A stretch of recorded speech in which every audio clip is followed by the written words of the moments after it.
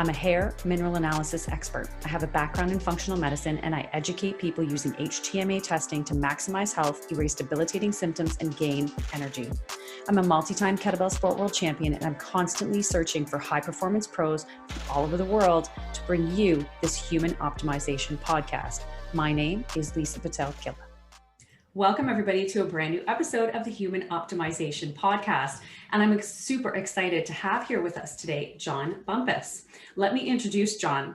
He is a registered natural medicine practitioner who specializes in mineral balance with hair tissue mineral analysis, or as some of you may already know, HTMA.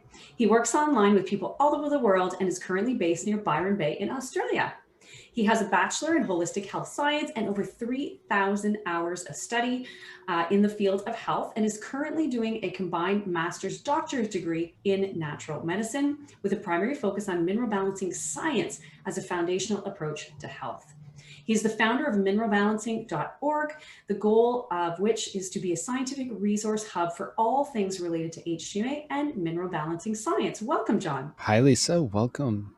Yes. Thank you for having me. Oh, my pleasure. My pleasure. And you know what? I know it's very early there in Australia, so thank you for getting up early to be with us today. Yeah, I mean, I love getting up early, so it's not amazingly early, but it is that challenge, you know, between the two different locations on this earth. It's so big. So Absolutely. It's kind of amazing when you actually travel across the world, how large it actually is. Oh, my goodness. Yes. Yeah. I have not been to Australia yet. It's on my list. I've been as far as I've been in Moscow. So that's wow. As far that way as I've gone, but it's definitely on my list because I've heard many beautiful things about it. Well, we have some amazing things. So for all of you listening or watching, you are going to have many aha moments today. And so, John, I want you to tell us a little bit about your background. I mean, just your passion for health, where it all started. And I mean, all of your studies are obviously related to nutrition, and we're going to dive into mineral balancing science too. So tell us about yourself. I first got into health at a very young age. I know most people were like struggling what they want to do with their life. For me, I basically just thought, what's going to be the most relevant to everybody, right? And, you know, you could be a plumber and you can help, you know, with the plumbing. You can be an electrician, you can help with electrical services. And I thought, well, at the end of the day, all of them, health is really what runs the show, right? You can't do what you want to do if you're not healthy. Right. So that kind of set me on this path. I was like, health, let's do it, right? So I started learning a whole bunch about, you know, just in the beginning, it was mostly herbalism because, you know, they say, let food be thy medicine. So I thought, well, originally food was herbs. So let's study herbalism. So after studying herbalism for a few years, my teacher at the time had eventually brought up this idea to me that was like, look, John, if you're having a client that's having a hard time sleeping, you can use a herb like valerian. He's like, but don't forget that these herbs require nutrients so that they can function. You need calcium, magnesium, all of these other nutrients to help the herbs work better. Yeah. So I thought, oh, so even if I give a herb, I still had to provide calcium, magnesium, or whatever it was. So that got me thinking, well, nutrition, right? That's the other half of let food be thy medicine. The food you eat is your diet. The quality of that food is your nutrition. So I went down this path of learning about nutrition, and I did so many obscure nutritional studies like, you know, raw food. I don't know if you've ever done that one, Lisa. I've definitely delved into, not 100%, but I did do vegan for a while, years and years ago, and I kind of toyed with that too, a little bit. Okay. Oh, yeah. So I never quite went vegan because when I was learning about yoga, it seemed like the Ayurvedic kind of approach, while they were mostly vegetarian, it was to kind of seek out still some animal products, whether it was dairy or egg. And I know egg was the taboo one in that culture, but dairy seemed well accepted. So even though I did raw, it was, well, let's still eat egg and let's still have dairy. The thing with that was, I don't know if you know, but raw food, you're not supposed to cook anything over 103 degrees Celsius. And my little hack, I guess you could say, was boiled eggs, because you could boil an egg at 100 and it's like technically raw, even though it's cooked. That's Um, true. but then that whole dogma started to fall away after a while because it was like it was weird. I was doing weird things like to prep breakfast took way too long, right? And I was like, this can't be natural. Salad or just foraging raw food, that's cool. Fruits, fantastic. Um, then I got to this point where I realized there was something more, right, to nutrition than just raw foodism. And obviously that disconnection between, like, in social engagements, they didn't always have raw food. So Right. you're fasting or something that whole time. Yeah. So it was a very purifying or cleansing approach to health. But what it lacked overall was this nourishment, right? The nutrition itself. It had raw food, which was that vital life force of food, but it just didn't have the nutrition. So over the years, I ended up learning more about vitamins and minerals. I went to many lectures, and I would just be sitting, listening in, and I would see people ask questions about, certain health conditions that I thought you could never work with. Like certain forms of dementia, hardcore arthritis, bone on bone with their knee and they need knee surgery. And seen firsthand people come with these problems, and then the next year in the like a kind of like an anniversary lecture, they came back with significant improvement. And I thought, wow, Wow. what did they do? Um, what they did was nutrition. They may have did a little bit of herbs, but what moved the needle for them was actually nutrition. So that kind of really piqued my interest in, like, okay, we can use herbs, that's helpful. But at the end of the day, the average person still needs micronutrients. They need vitamins, minerals. But that's how I got into hair testing. And to me, it was like, rather than guessing what supplements you could take, because at the time we were pretty much just guessing. We were taking large amounts of nutrition and hoping for the best. And at the end of the day, the programs that we were developing for people were between $500 to $700 each Yeah. month, and that in the long term was very unrealistic. So when I found hair testing, it was pretty much like this idea of, rather than just guessing what the person needs, we can figure out what's actually required to balance body chemistry, which then can in turn correct the person's health, right? Yeah. Yeah, absolutely. So that's a short version of how I've gotten to where I am. Um, but along the way, I came across some really interesting ideas, such as most people aren't getting the bare minimum required for their nutritional needs, right? They talk about the RDI, recommended daily intake. Mm-hmm. It's not like it's this term kind of says, oh, that's how much you need to have, right? This recommended daily intake. What they forget is that number that comes about that, right, of calcium of 1,200 milligrams, for example, is the bare minimum required to prevent a nutritional deficiency disease. Yeah. That's not optimum. That is just scraping by in school with like a C, right? Like I just passed. I learned a lot through my journeys of diet, nutrition, but a lot of the takeaways were like that was the biggest one, that most people aren't getting enough nutrition. Mm-hmm. Now, when I started doing hair testing, this is the cool part. You probably noticed it too, Lisa. You have these people that come to us. They're like, hey, I'm a whole food purist, man. It's all in the food. That's all we Yeah. need. Nature Yeah. doesn't mess up. When you test them, I've never found one person to have, never mind normal mineral levels, Yeah. but even closer to the ideal. Generally, you'll have someone that goes, I'm healthy, and you'll test them and they have a very high calcium to potassium ratio. And it's like, well, you have a low thyroid function. And did you know one of the symptoms for a low thyroid function is the state of psychosis? So you don't see reality for what it is. And you're assuming you're doing great, but you haven't actually looked into it, Yeah. right? Yeah.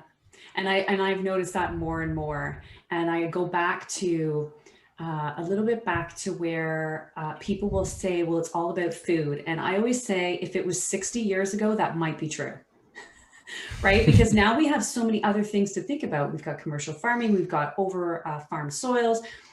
nutrient depleted soils. Like there's so many other things to consider with regards to food. Food is the first place to start, but it's definitely not the be all end all today. Absolutely. Diet is not nutrition, Yeah. right?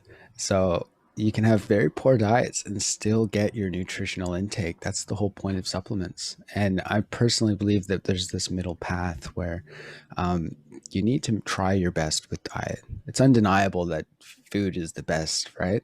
Yeah. But we know from, not even just testing the people, but testing the soils themselves, testing the crops, that the food is not what it used to be. Yeah.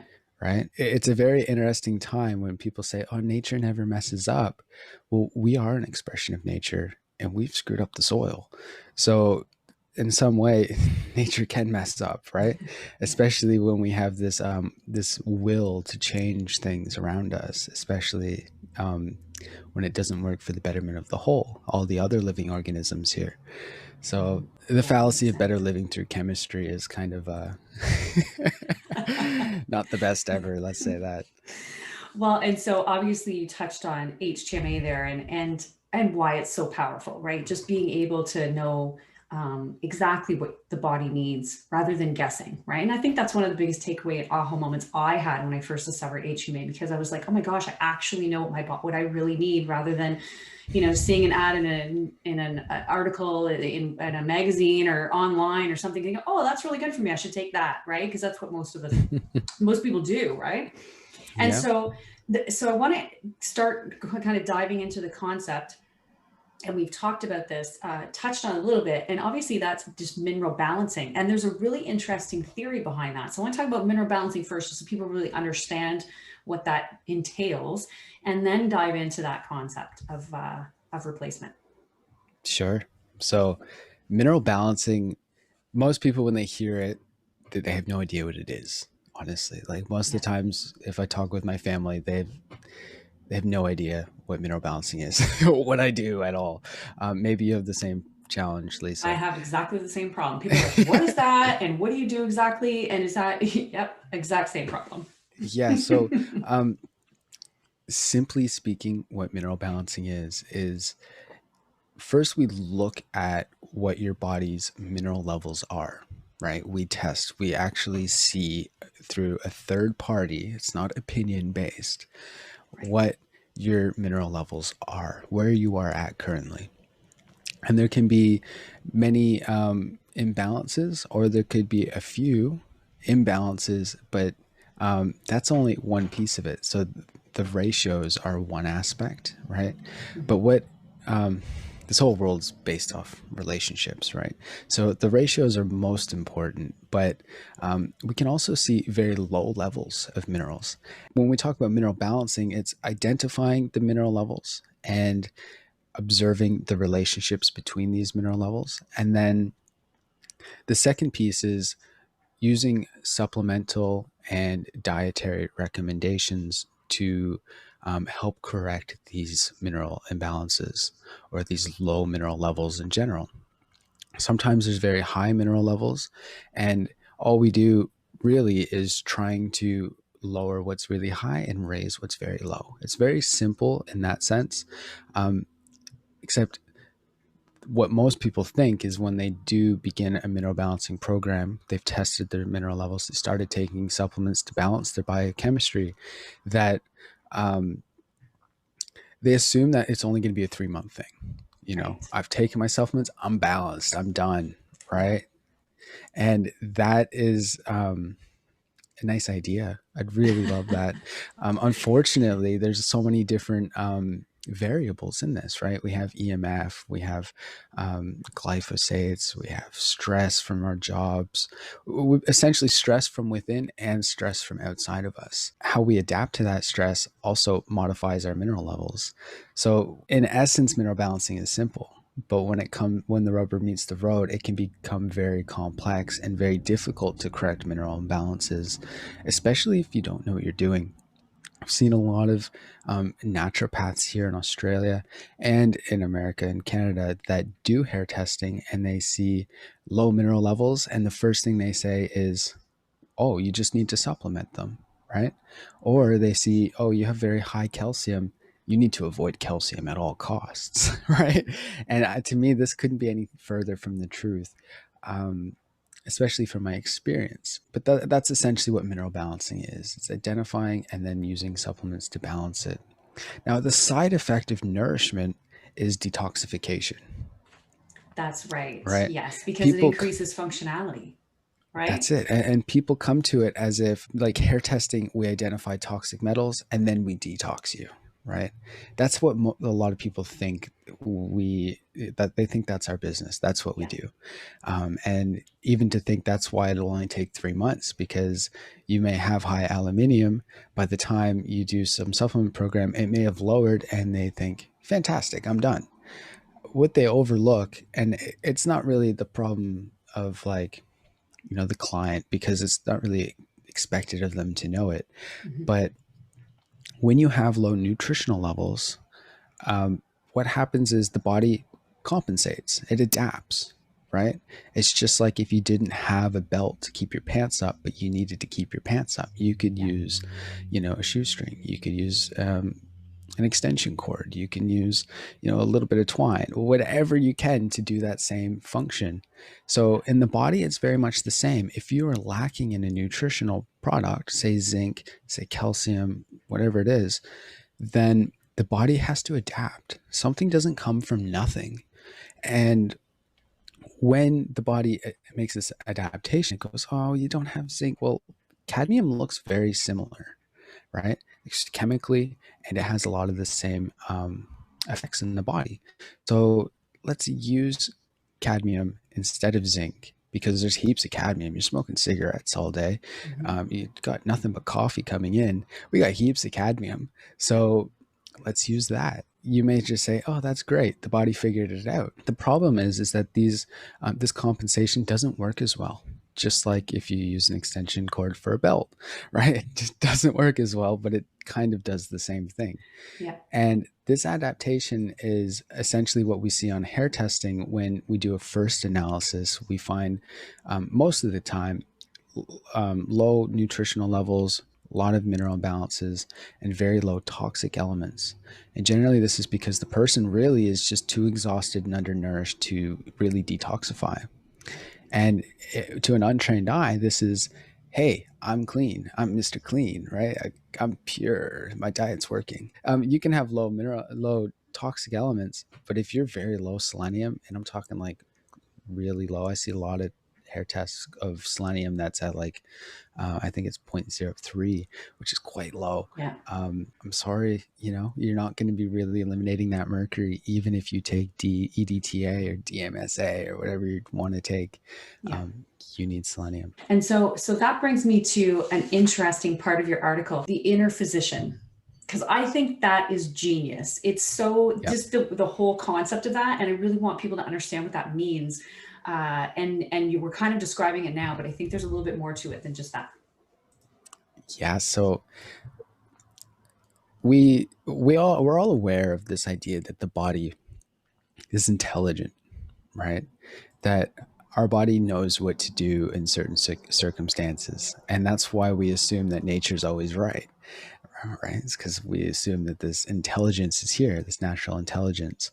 Well, as living organisms, we are expressions of nature, and we have this animating force, right? What allows us to move. There's something different between a dead body and a living body. Now, traditionally, this was referred to as the oldest term would have been the we medicatrix naturae, right? Which is, I call it the VMN. But this is the healing power of nature. That's basically what that means. It's in Latin. The healing power of nature. So there's living beings that we consume, whether it's yogurt and we get those microbes, whether it's living food, they all have this healing power of nature. And what it is it's this life force, right? And that's what I was touching on in the beginning when I talked about like this raw food diet. Got a whole bunch of life force coming in because we're not eating processed food, but we're lacking in the raw materials for our life force to utilize to actually help us recover. So there's many different terms. There's the we medicatrix naturae, right? There's the vital life force of homeopathy. Sometimes they call it the dynamis. Um, and other cultures, you know, qi from traditional Chinese medicine or prana from Ayurveda. It's all the same concept, which is interesting. We have the same idea in multiple cultures Yeah. all around the world. So inherently, we understand that there's something in us that guides us towards health and guides us towards disease. So I call it the inner physician because to me, it's the life force that does the healing, right? It doesn't matter who you're working with, what products you're giving.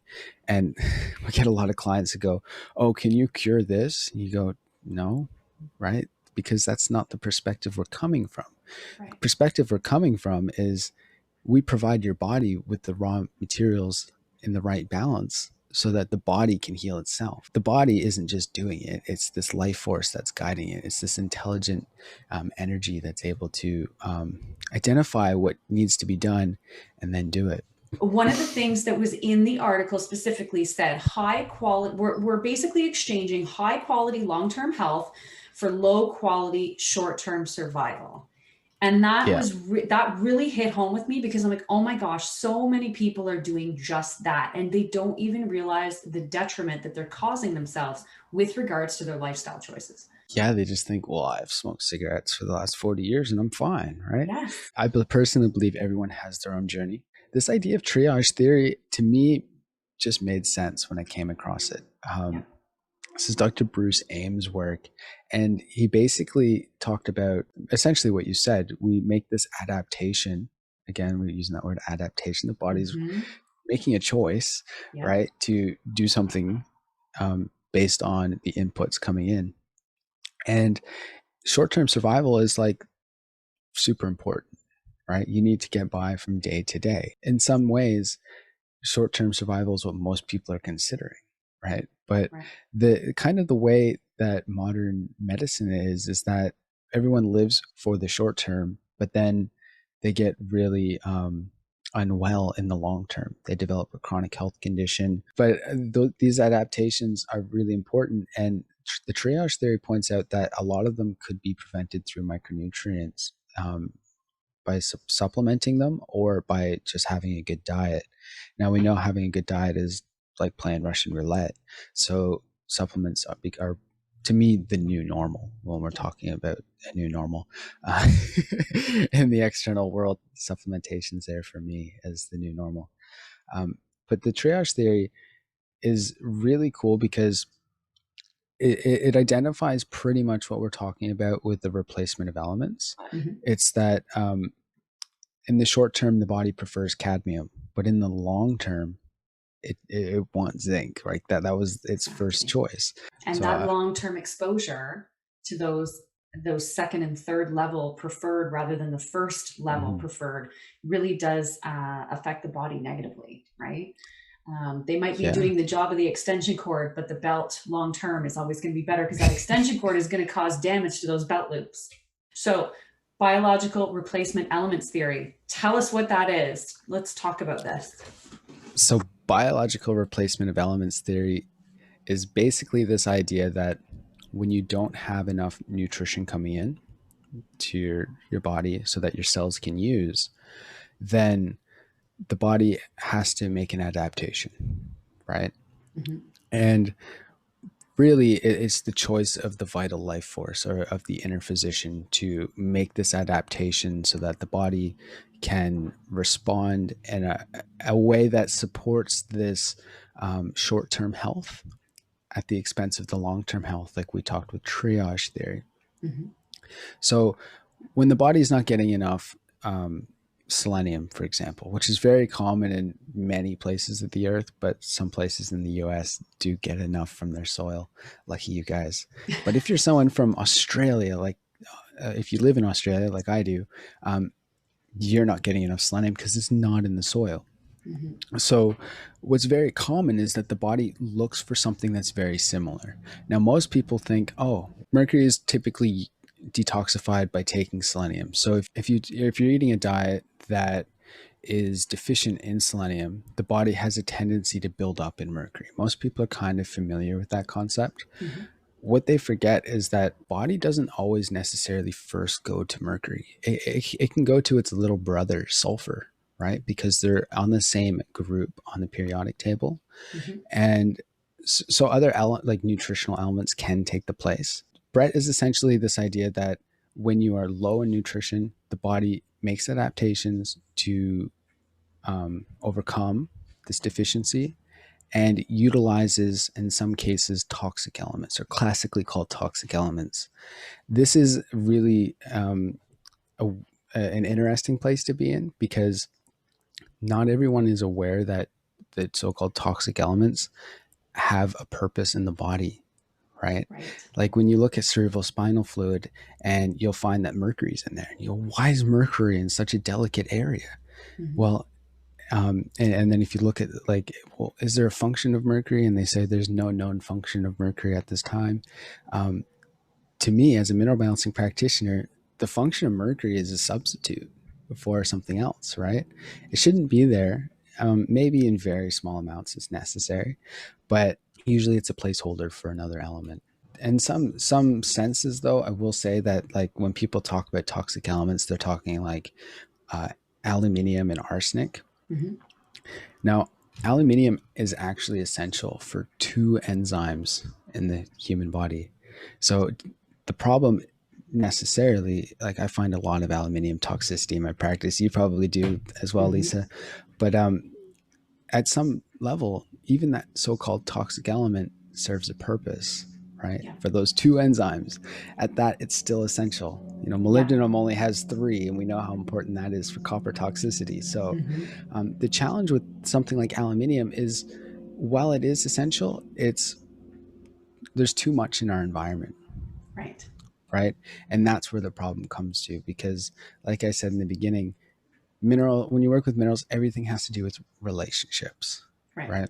Yeah. And if there's way too much of something, it causes problems in other areas. So aluminium is one that is nutritionally necessary, but typically identified as toxic element. The other one's arsenic. It's required for our microbiome.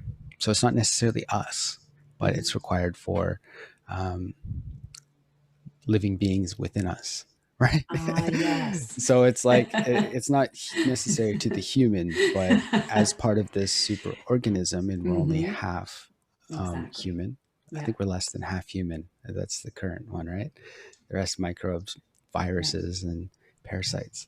All Yeah, in good ecological balance. of course. You can't have a forest without microbes. Otherwise, That's right. nothing will do. You won't be able to break down old tissue, right? Yeah. Part of the inflammation process is the use of microbes. And Mm-hmm. all too often people assume that, oh, we have this microbial imbalance, whether it's candida or H. pylori or whatever it is.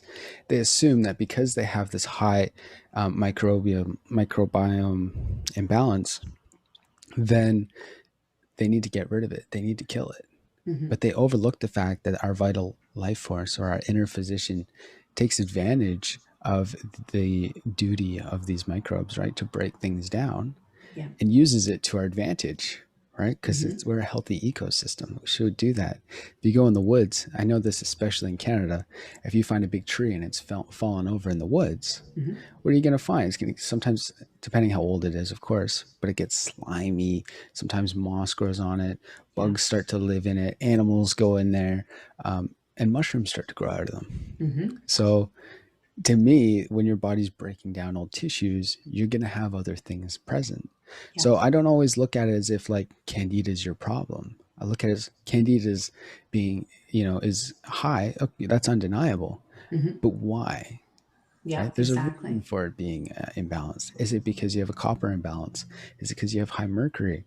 And those two come hand in hand, right? Copper and mercury are very similar in structure. And if you have a copper deficiency, we know that can present as an iron deficiency anemia, right? But if you have copper toxicity and mercury toxicity, that can identify as low hemoglobin, which is again iron deficiency. Yeah. So, in many ways, these adaptations present themselves in obscure ways. And to the natural medicine practitioner, which mineral balancing is within this tree of natural medicine, Yeah. we need to remember this idea that the body's always trying to heal. So when you have toxic element in high amounts, or if they're in super low amounts, we need to look at the bigger picture of what's going on. Yeah, And if the absolutely. body is always trying to heal, then what comes up is a lot of the times the symptoms that people are getting are the body's attempt to heal, the Right. body's attempted cure, right? Yeah. So blocking those symptoms can be one of the major deterrents for their overall health. And if you don't know what supplements you're taking, or some people just take a bunch of supplements, they play supplement roulette, like you were Hmm. talking about. Yeah. What's on sale today? And they go What's and get yeah, it. what did the magazine say? What's on sale today? Oh, perfect. Yeah.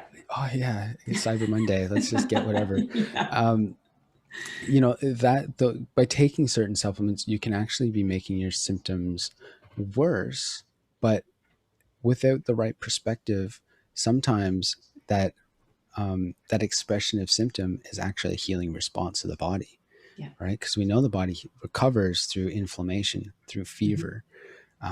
You get tired when your body wants to heal and let go of metals. People think when they get on a mineral balancing program that they're just going to be the best, Energetic. right? Yeah, I know, I know. And they could, I mean, there's so many things that can come with those kind of herxing reactions, right? Fatigue, gut issues, right? As all that stuff's clearing out. And every once in a while, a client will reach out, oh, I'm having really bad gut issues, things like that. I'm like, just, take it in stride, manage it, right? And let's see what comes out of it, because I think your body's getting stronger. You're probably going through, it's probably starting to detox naturally. So, and that Yeah. will happen for sure. And I want to interestingly touch on just a couple of the how something, and this is, I think people really misinterpret when they're taking supplements. And this is, again, one of the kind of new norm things if we really want to have optimal health and maximum performance, right? Because if we're going to perform at our best, we need to be supporting the body to the fullest. And so when we talk about some of those things and people taking blindly supplements, which I call it blindly, meaning in my world without an HTMA to go off of to know exactly what you need. What are some of those things that people have to be careful with? Because I mean, even vitamin C can induce, if someone has high copper or hidden copper, can induce some really major problems. And so what's just some of the things that you've seen and dealt with? So let me just, I totally agree with you. One of the things, the challenges, let me say this first. Mineral balancing keeps me humble, Mhm. right? Because anything you think you know can get turned upside down. And the You're like, difference of what? just, yeah, one ratio can just change every preconception you've always had about Yeah. something. So I wanted to say that first, that like it keeps me humble in the sense that sometimes it pushes me in my own belief systems. So as a mineral balancing practitioner, we believe taking specific products to balance body chemistry. By Hmm. balancing body chemistry, we improve metabolism, which then increases their health, Yeah. right? And it helps with elimination of metal, all this different stuff. So that is the mineral balancing perspective. Now, how does BRET screw that up for us? That's the question, because it does, right? So you have some people that just, okay, we talked about when you don't have adequate nutrition, the body makes an adaptation, Hmm. right? So what happens when someone takes all the things in large amounts, right? It's this idea that, well, they have calcium, they have zinc, they have, it's there. Hmm. Um, so in some ways, I like to look at it in like tiers, like there's like different levels of approach. And if you don't know what you're doing, you're probably still better off taking a multivitamin. Yeah. Even if it's the best ever or not, you're probably still better off taking one than not taking one, because we Hmm. know the status of the food. Right. So, um, as a baseline, I never like to recommend like just stop taking supplements, because like we said, I think that's part of the new norm. Yeah. The next level though, right, is personalization. How do we balance you as an individual? And that's where mineral balancing comes in. And we go, look, you still need to get these nutrients, right? Just because you have a high potassium doesn't mean to avoid potassium. And just because you have a low potassium doesn't mean you need to take 5,000 milligrams of it in a supplement. Yeah. So it's just finding this personalization approach. And that's where mineral balancing comes in. And we go, hey, you have high copper. Maybe it's not a good idea to be taking copper right now because it may imbalance you. When you just take random supplementation, like I said, in the beginning, it's fine. In the long term, you may be burning the wick at both ends. If I take too many B vitamins, my symptoms, I get allergies like crazy. I start sneezing all the time. My energy's all over the place. I feel like super ramped up. And then like an hour later, I'm just like fatigued, and I'm hungry. So and like, you're hungry. Yeah. and I'm like, I just ate. So, and like I just ate like a quarter stick of butter. Like I shouldn't be hungry, you know? So it comes to balance, and Yeah. and that's that idea where you just take whatever is probably not the best thing to do. Yeah. And most naturopaths will do that. They just say, oh, take everything. Well, and interesting that you mention with regards to nutrition, because a lot of times when I'm talking, especially to a group of athletes or something like that, that's another reason why HTMA is so critical. Because when we talk about nutrition, knowing what's going on inside, because we think of all this external stress, and again, training is stress. And if you're a fast oxidizer like you, and I'm more of like a slow 3, so I'm kind of on that balanced edge, but not quite, we would have we would thrive on 2 totally different nutritional plans, right? Absolutely. And diets. Yeah. Right. Like So, everything would be totally different for the 2 of us. And people don't realize that.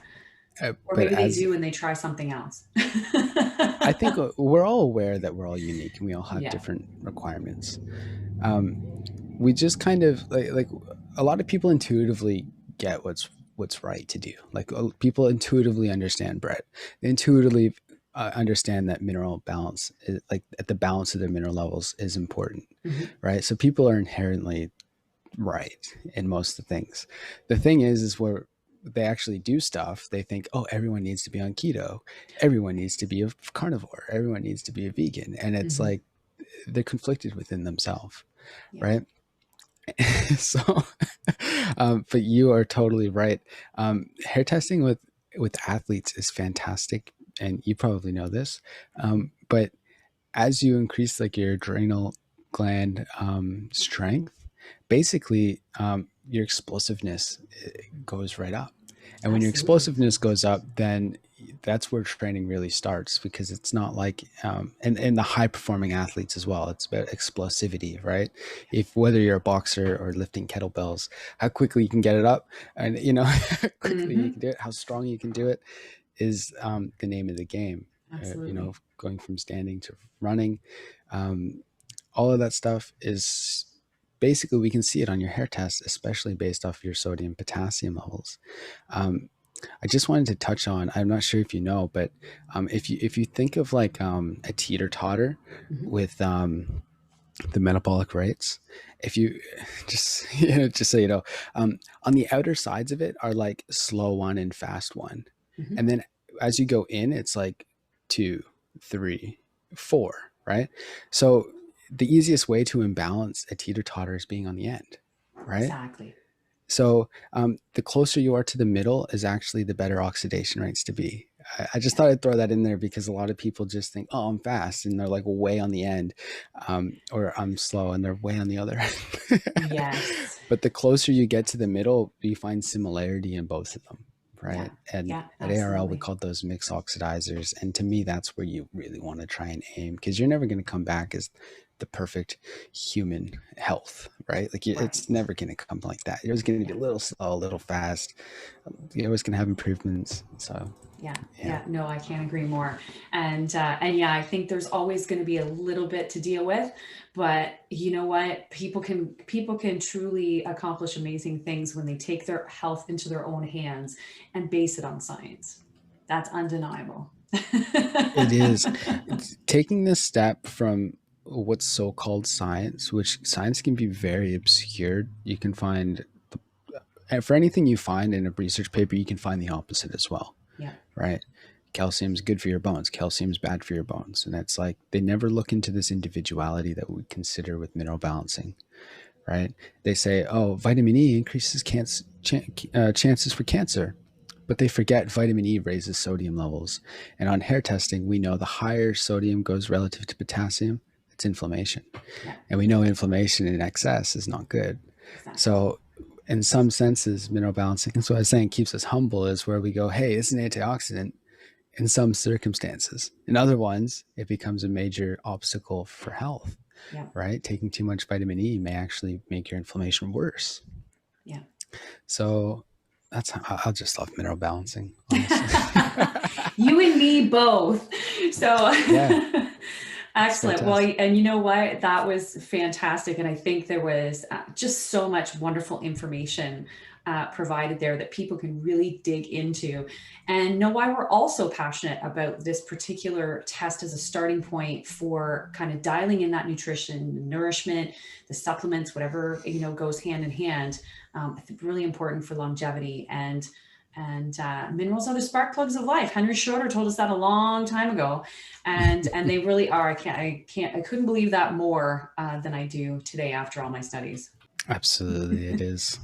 Yeah. Henry Schroeder, a brilliant man. He even believed in this biological replacement of elements. I've been doing a mineral balancing program for 6 or 7 years now, on myself, like literally just with myself, because I came to this in a terrible state.